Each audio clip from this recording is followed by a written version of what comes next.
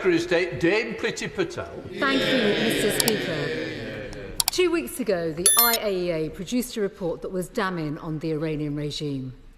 Iran was not cooperating, breaching its obligations, and had over 400 kilograms of uranium enriched to 60%, far beyond any level needed for a civilian nuclear program, and enough material to create at least 9 nuclear devices. Their nuclear facilities are buried deep underground to hide their program, and all this from a despotic, authoritarian regime that represses and tortures its own people.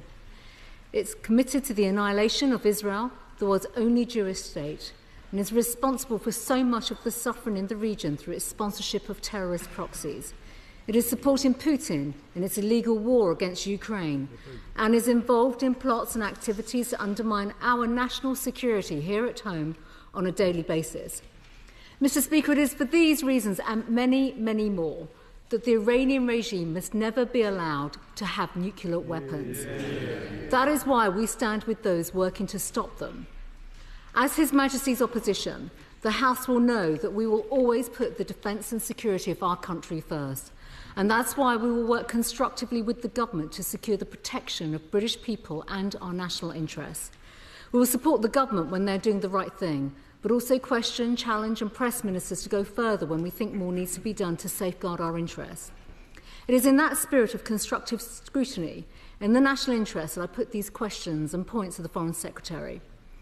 Firstly, British nationals and dual nationals continue to be stranded in Israel and the Middle East due to airbase closures.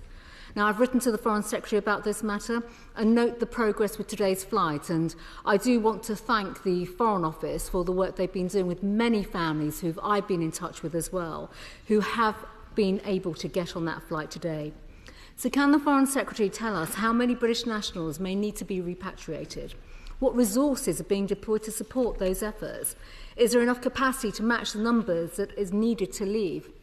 And why does it seem that the US and other European countries were ahead of us in their operational planning to bring back their citizens? The Foreign Secretary has mentioned the US Embassy advice, and now he's given advice to British nationals in Qatar today. Will there be any further notifications for other British nationals in GCC states? Second, on Iran's nuclear programme, the Foreign Secretary on radio this morning could not say how effective the weekend strikes were, and I understand that will take time to get information.